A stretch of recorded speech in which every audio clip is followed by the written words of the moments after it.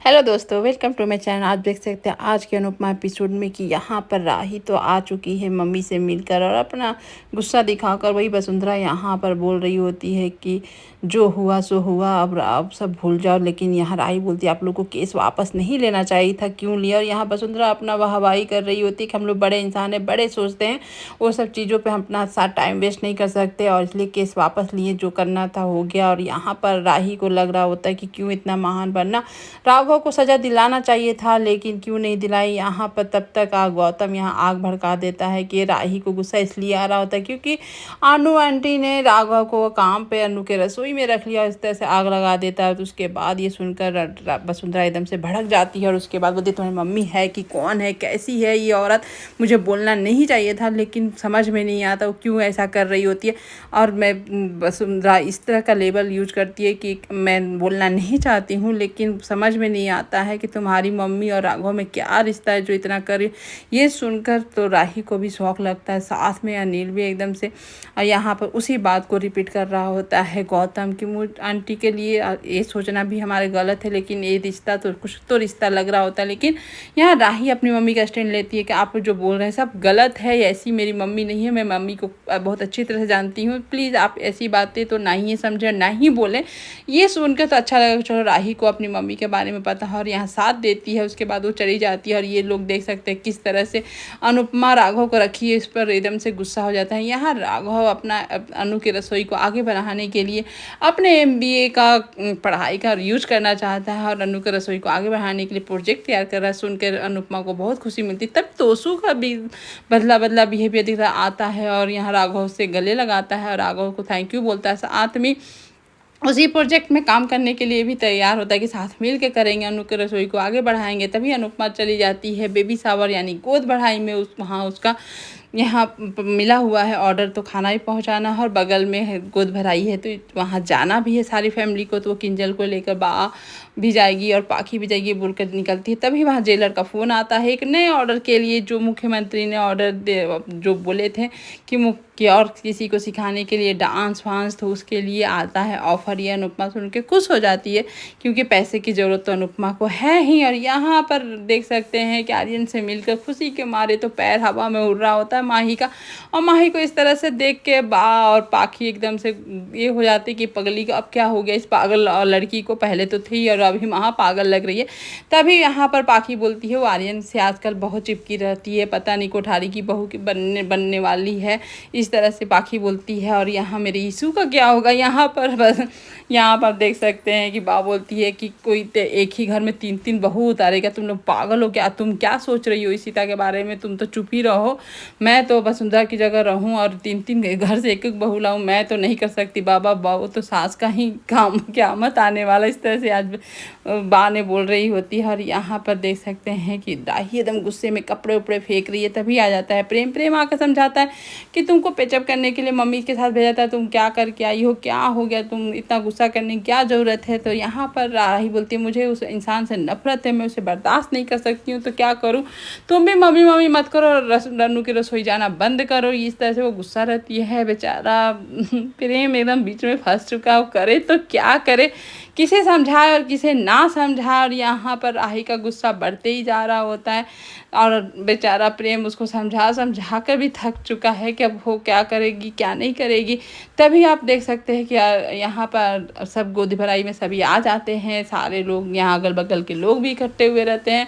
साथ में अनुपमा अपनी किंजल को भी लेकर आती है और यहाँ पर सब बैठ के एंजॉय भी कर रहे होते हैं। साथ में अनुपमा का यहाँ ऑर्डर खाने का भी रहता है और यहाँ सब कोई वेलकम करते हैं, लेकिन आसपास के लोग सारी बातें करने शुरू कर देते हैं किंजल को देखकर कि वो चोर है, अभी गई थी जेल, इस तरह से। अब बेचारी किंजल तो पहले से ही डरी सहमी सी है लोगों के नज़रों से, उसको सब समझ में आ रहा है कि लोग उसको किस नज़र से देख रहे हैं। और यहाँ अनुपमा को राही का इंतज़ार कर रही है। तो यहाँ पर लीला बोलती है कि नहीं आएगी, वो अंश को फ़ोन की थी नहीं आएगी। बेचारी अनुपमा इंतज़ार भी टूट जाता है और यहाँ पर देख सकते हैं कि किस तरह से पाखी का कृषिता के बारे में ताना देती, तुम्हारी बेटी नशा करती। यहाँ पर पाखी बहुत अच्छे से जवाब देती है, पहले अपनी बहू को देखना सुट्टा फूकती है छत पे जाके, उसके बाद मेरी बेटी को देखना। ये ऐसा जवाब तो पाखी के जैसा सबको देना चाहिए, जो लोग आकर दूसरे का मजाक बनाता है। यहाँ पर अचानक से आ जाता है राघव, क्योंकि एक स्टाफ के जो लेडीज़ थी उसके यहाँ पैर में दर्द हो जाता है, उसी की हेल्प करने के लिए राघव आ जाता है। उसके लिए अनुपमा थैंक यू बोलती है और खाना पहुँचा देता है। तभी सभी घर वहाँ के मेहमान देखने लगते हैं राघव को कि आप क्रिमिनल को कौन बुलाया, आप लोग क्यों इसको रखते हैं। इस तरह से यहाँ पर लीला और पाखी को बोल रहे होते हैं कि आखिर अनुपमा उसके अपने साथ क्यों रखी है। मतलब 10 मुँह 10 बातें कर रहे होते हैं, यहाँ तक कि उन लोग की रिलेशन भी लोग बना लेते हैं दूसरे का, किसका क्या है नहीं मालूम, लेकिन लोग रिलेशन बनाने में कम पीछे नहीं है। तब तक गोद भराई के फंक्शन स्टार्ट हो जाती है। गोद भराई सब एक एक करके फंक्शन में शुरू होते हैं और यहाँ पर सब गिफ्ट देते हैं, आशीर्वाद देते हैं। इस तरह का फंक्शन होता है। तभी एक हार लेके लेडीज आई होती है, उसको हार उसके बॉक्स में नहीं है और ये देखकर एकदम से वो किंजल पर इल्ज़ाम लगा देती है कि यही चोर है, यही चुराई होगी।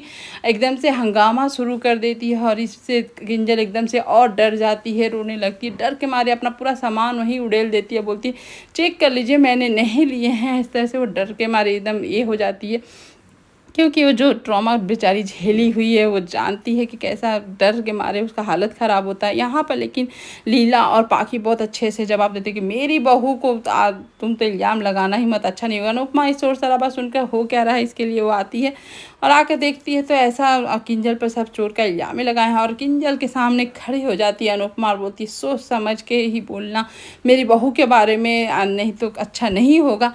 इस तरह से लेकिन वहाँ पर सब बोल रहे होते हैं कि आखिर हार कहाँ गया, यही चोरी की होगी, तलाशी होगी। लेकिन अनुपमा बोलते हैं यहाँ तलाशी सिर्फ किंजल की नहीं होगी, सारे मेहमानों की होगी तो ही सही रहेगा। तभी राघव देखता कि वो डॉल में वो लड़की लगा के घूम रही होती है। तभी राघव उस बात को संभाल देता है, बच्ची ठो को भेज देता सबके सामने। वो डॉल को देखकर गले में हार देखकर समझ जाते हैं कि वो बच्ची गले में हार डॉल को पहना के घूम रही होती है। जब अनुपमा की नज़र जाती है तो एक तो दिल में सुकून होता है, गुस्सा इतना कि अब जो इल्ज़ाम लगाया उसकी तो आंखें ऐसी नीचे हो चुकी होती है। सब आसपास के लोग जो उस पर बरस पड़े होते हैं इतने बड़े इल्ज़ाम लगाकर, वो सब की आंखें शर्म से झुक जाती है। और यहाँ ये सब देखकर अनुपमा तो अब छोड़ने वाली है नहीं। उसके बाद पूछती है ये ही हारना है आपका और आप किस तरह से मेरी बहू पर इल्ज़ाम लगाएं, सोचना और समझना तो आप लोग को है नहीं। उसके बाद पूरा अच्छे से भाषण देती है अनुपमा और यहाँ तक कि सॉरी बोलना पड़ेगा सभी को जो जो इल्ज़ाम लगाए हैं। और यहाँ पर सब नकारते हैं सॉरी बोलने से कि क्या हुआ, बोल दिए हो गया, ऐसे कैसे हो सकता है। अनुपमा का कहना है कि आपको इल्ज़ाम लगाने में तो थोड़ा भी सोचे नहीं, सॉरी बोलने में इतना सोच कैसे हो सकती है आपको, तो सॉरी बिना बोले मैं छोड़ूंगी नहीं, नहीं बोलेंगे तो मेंटल हरासमेंट के केस में मैं पुलिस बुलाकर आप लोग को जेल भेज दूंगी। ये डर से सब उसके बाद सॉरी बोल भी देते हैं।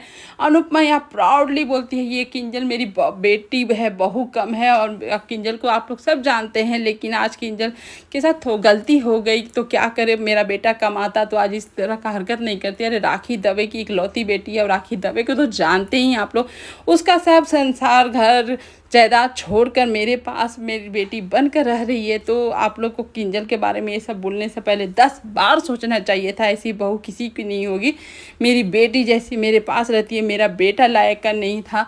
आज वो अपने बेटी का सपना पूरा करने के लिए इस तरह के काम गलती की है। गलती तो गलती होता है, लेकिन ऐसा नहीं कि किंजल के स्वभाव आप लोग को नहीं मालूम है। और ये सब देखकर राघव खुश हो जाता है कि यार अनुपमा जैसी औरत तो कभी मिला ही नहीं था। यहाँ किंजल का सपोर्ट देकर अनुपमा किंजल की हिम्मत बनती है और किंजल के बारे में सब बोलती है कि आप लोग को किंजल के बारे में सब पता है। आज मेरा बेटा सही नहीं है, बेटा आज मेरा कमाता तो आज दोनों मिलकर अपने बच्चे का सपना पूरा करते। लेकिन आप लोग की हरकत कोई सुधरना चाहे तो आप लोग सुधरने नहीं देना चाहते हैं, बस उस पर इल्ज़ाम लगा देंगे, बस सुधरने देने का मौका नहीं देंगे। बस थोड़ा तो मौका दे दीजिए कि लोग कुछ गलती भी किए हैं, कोई गिल्ट में भी है तो उसको मौका दीजिए सुधरने का। और मेरी बहू यानी मेरी किंजल पर मुझे प्राउड है कि मेरी बहू मेरी किंजल है और मेरी बेटी मेरी जैसी भी है बहुत अच्छी है।